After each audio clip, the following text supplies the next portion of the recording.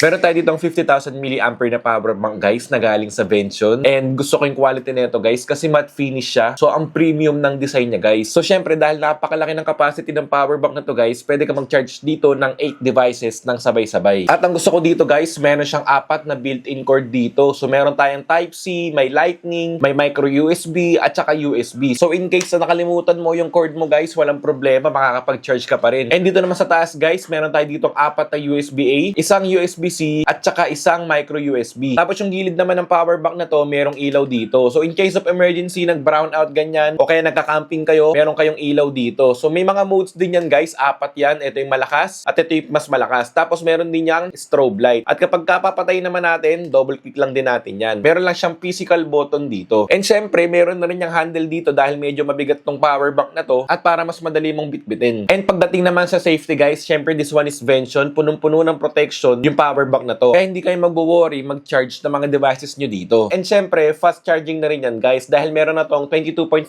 watts kaya makakapag-charge kayo dito na mabilisan lang din. Kaya naman kung naghahanap kayo ng power bank na malaki ang capacity, matibay, at higit sa lahat safe na safe yung mga devices natin, itry mo na tong sa Vention. Ilalagay ko na lang yung link na ito dyan sa baba. Thank you for watching and God bless po.